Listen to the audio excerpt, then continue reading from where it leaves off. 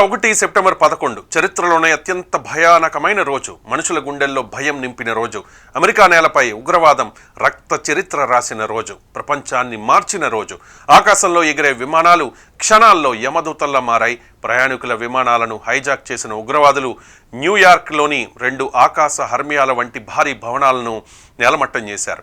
జంట టవర్ల కూల్చివేతతో పాటు మొత్తం 4 విమానాలను బాంబుల్లా అమాయక ప్రజలపై కూల్చేసి వేలాది మందిని చంపేశారు. సెప్టెంబర్ 11ను జరిగిన ఈ ఘోర సంఘటనలు యావత్ ప్రపంచాన్ని దిగ్భ్రాంతికి గురిచేశాయి. తర్వాత పరిణామాలు ప్రపంచ చరిత్ర గతినే మార్చేశాయి. సెప్టెంబర్ 11 దాడులకు ముందు ఆ తర్వాత అన్నట్లుగా ప్రపంచంలో అనేక అనూహ్య మార్పులకు దారితీశాయి. ఇంతకు ఆ రోజు అమెరికాలో ఏం జరిగింది? ఉగ్రవాదుల కుట్రల్ని అమెరికా ఎందుకు పసిగట్టలేకపోయింది? ఏళ్ల తరబడి సాగిన దర్యాప్తులో బయటపడ్డ లేటెస్ట్ విషయాలేంటి? ఈ స్టోరీలో చూద్దాం. అమెరికాలోని న్యూయార్క్ సిటీ 2001 సెప్టెంబర్ 11 మంగళవారం ఉదయం 8:46 ఒక అమెరికన్ ఎయిర్లైన్స్కు చెందిన ప్రయాణికుల విమానం న్యూయార్క్ నగరంలోనే అతిపెద్దదైన ట్విన్ టవర్లలో ఒకదాన్ని ఢీకొట్టింది. భారీ భవనం క్షణాల్లో కూలిపోయింది.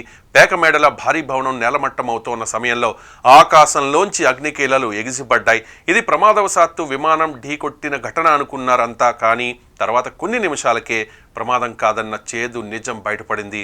వరుస దాడులతో అమెరికా మొత్తం గజగజ వణికిపోయింది. ట్విన్ టవర్లను ప్యాసింజర్ విమానం ఢీకొన్న ఘటన తాలూకు వీడియోలు క్షణాల్లో వైరల్ అయ్యాయి. ముందు ప్రమాదవశాత్తు జరిగిందని అనుకున్న అమెరికన్లు ఇంకా భయం నుంచి బయటపడకముందే 20 నిమిషాల వ్యవధిలోనే మరో షాక్ తగిలింది. సరిగ్గా 9:03 యునైటెడ్ ఎయిర్లైన్స్కు చెందిన ఫ్లైట్ నెంబర్ 175 వరల్డ్ ట్రేడ్ సెంటర్లోని ట్విన్ టవర్స్ 2వ భవనాన్ని ఢీకొట్టింది. దీంతో అప్పటి వరకు సినిమా సన్నివేశంలా కనిపించిన ఈ ఘటన ఉగ్రవాదుల కుట్ర అన్న భయాందోళనలు రేకెత్తించింది. విమానాలు ఢీకొనడంతో కుప్పకూలిన టవర్స్ నుంచి వ్యాపించిన దట్టమైన పొగలు, ఎగసిపడిన మంటలు, అనేక మంది ప్రాణాల కోసం ఆరాటపడే దృశ్యాలు యావత్ ప్రపంచాన్ని షాక్కు గురిచేశాయి. ట్విన్ టవర్స్ పై దాడితోనే ఉగ్రవాదుల రక్తపు దాహం తీరలేదు. ట్విన్ టవర్స్ ను 20 నిమిషాల వ్యవధిలో 2 విమానాలు ఢీకొన్న మరో గంటన్నరకు, అంటే సరిగ్గా 9:37 3వ విమానాన్ని హైజాక్ చేసిన ఉగ్రవాదులు అమెరికా రక్షణ శాఖ కేంద్రం, శత్రు దుర్భేద్యమైన పెంటగాన్ భవనాన్ని గురిపెట్టారు. విమానాన్ని నేరుగా పెంటగాన్ భవనాన్ని ఢీకొట్టించారు. దీంతో దేశ భద్రతకు చిహ్నమైన కేంద్రం క్షణాల్లో అగ్నికీలలు వ్యాపించి దట్టమైన పొగ కమ్మేసింది. దీంతో ఏం జరుగుతుందో తెలియక అమెరికన్ల గుండెల్లో భయం మరింత పెరిగిపోయింది. అయితే ఈ దాడులు ఇంతటితో ఆగిపోలేదు. 4వ విమానం కూడా మరణదూతగా మారింది. మరొక కరాళ నృత్యానికి సిద్ధమైంది. వాషింగ్టన్ నగరం వైపు దూసుకెళ్తున్న యునైటెడ్ ఎయిర్లైన్స్కు చెందిన ఫ్లైట్ నెంబర్ 93ని ఉగ్రవాదులు తమ ఆధీనంలోకి తీసుకునేందుకు ప్రయత్నించగా విమానంలోని ప్రయాణికులు తిరగబడ్డారు. తమ ప్రాణాలని సైతం లెక్క చేయకుండా ఉగ్రవాదులతో పోరాడారు.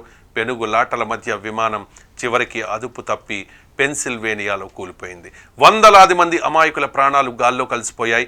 వైట్ హౌస్, కాంగ్రెస్ భవనాలపై విమానంతో ఢీకొట్టాలనుకున్న ఉగ్రవాదుల ప్రయత్నాలను వారు ప్రాణాలను పణంగా పెట్టి అడ్డుకున్నారు. అమెరికాలో దాదాపు 2 గంటల తేడాలో వరుసగా 4 విమాన దాడులు అమెరికాకే వన్నె తెచ్చిన న్యూయార్క్లోని ట్విన్ టవర్స్ నేలమట్టం కావడం యావత్ ప్రపంచాన్ని దిగ్భ్రాంతికి గురిచేసింది. విమాన దాడులతో ఎగిసిన పొగ, ధూళి వల్ల న్యూయార్క్ నగరం మొత్తం శ్మశానంలా మారిపోయింది. ఉగ్రదాడుల్లో మొత్తం 2,977 మంది మృతి చెందారు. వేలాది మంది గాయపడ్డారు.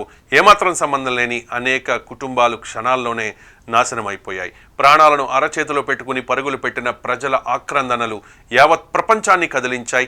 ఈ దాడుల తర్వాత ఉగ్రవాదం అంటే ఏంటో, దాన్ని విధ్వంసం, మారణహోమం ఎలా ఉంటుందో మొదటిసారిగా మొత్తం ప్రపంచానికి తెలిసొచ్చింది. అమెరికాపై శత్రు దేశాలు దండెత్తాయా, యుద్ధం మొదలైందా అన్న భయంతో అమెరికా ప్రజలు వణికిపోయారు. ఉగ్ర దాడుల వెనుక ఉన్న మాస్టర్ మైండ్ అల్ ఖైదా అగ్రనాయకుడు బిన్ లాడెన్గా గుర్తించింది అమెరికా. ప్రజలే కాదు, మిత్రదేశాలు సైతం ఆవేశంతో ప్రతీకార చర్యలకు దిగొద్దని, సంయమనం పాటించాలని అమెరికా పిలుపునిచ్చింది. దాడులు జరిగిన నెల రోజులకు అప్పటి అధ్యక్షుడు జార్జ్ బుష్ అంతర్జాతీయ సంకీర్ణ సేనల మద్దతుతో ఉగ్రవాదులకు ఆశ్రయం కల్పిస్తోన్న ఆఫ్ఘనిస్తాన్పై యుద్ధం ప్రకటించారు. దండయాత్రకు అమెరికా అధ్యక్షుడు నాయకత్వం వహించారు. బిన్ లాడెన్ను వేటాడుతూ మొత్తం అల్ ఖైదాను మట్టుబెట్టే కార్యాచరణ మొదలుపెట్టారు. 2003లో సెప్టెంబర్ 11 దాడులకు ప్లాన్ చేసిన అల్ ఖైదా సానుభూతిపరుడు ఖలీద్ షేక్ మహమ్మద్ను పాకిస్తాన్లో అరెస్ట్ చేశారు. కువైట్కు చెందిన ఇతను అమెరికాలో ఇంజనీరింగ్ చదివాడు. ఉగ్రవాద భావజాలానికి ఆకర్షితుడై విమానాల హైజాక్ ఆలోచనను బిన్ లాడెన్కు తెలియజేశాడు. అంతేకాదు అవసరమైన పైలట్ల నియామకంలో కూడా సహాయం చేసినట్లు నిర్ధారణ అయింది. కూలిపోయిన ట్విన్ టవర్స్ను గ్రౌండ్ జీరోగా పిలుచుకునేవారు. ఈ ప్రదేశాన్ని శుభ్రం చేయడానికి దాదాపు 8 నెలల సమయం పట్టింది. ఆ స్థలంలో ఒక స్మారక చిహ్నాన్ని, ఒక మ్యూజియాన్ని కూడా ఏర్పాటు చేశారు. అలాగే మళ్ళీ వేరే డిజైన్తో లేచాయి. దాదాపు 1776 అడుగుల ఎత్తుతో వన్ వరల్డ్ ట్రేడ్ సెంటర్ పేరుతో మరో భారీ భవనాన్ని నిర్మించింది అమెరికా. పెంటగాన్ భవనాన్ని ఏడాదిలోపే పునర్నిర్మాణం చేసింది. 2002 ఆగస్టులో సిబ్బంది పెంటగాన్లోని వారి కార్యాలయాలకు చేరుకున్నారు. సెప్టెంబర్ 11 దాడుల తర్వాత అమెరికా మాత్రమే కాదు, మొత్తం ప్రపంచ స్వరూపమే మారిపోయింది. వార్ ఆన్ టెర్రర్ ప్రకటించిన అమెరికా ఆఫ్ఘనిస్తాన్, ఇరాక్, లిబియా ఇలా ఒక్కో దేశంలో ప్రభుత్వాలను దించేసి అమెరికాను సవాల్ చేస్తోన్న సద్దాం హుస్సేన్, గడాఫీ లాంటి నేతల్ని నియంతలుగా ముద్ర వేసి చంపేసింది. సద్దాం హుస్సేన్ చట్టపరిధిలో విచారించేలా చేసి అమెరికా అధ్యక్ష ఎన్నికలకు ముందు ఉరితీసి రాజకీయంగా కూడా ఉపయోగించుకుంది. అలానే బిన్ లాడెన్ ఆచూకీ తెలిసినా కూడా 2011 వరకు వేచి చూసింది. సరిగ్గా అధ్యక్ష ఎన్నికలకు ముందు పాకిస్తాన్లో అబోతాబాద్లో రహస్య భవనంలో దాక్కున్న బిన్ లాడెన్ను చంపేసింది. అతని శవాన్ని తీసుకెళ్లి గుర్తు తెలియని ప్రదేశంలో బలమైన సంకెళ్లతో బంధించి సముద్రంలో ఖననం చేసేసింది.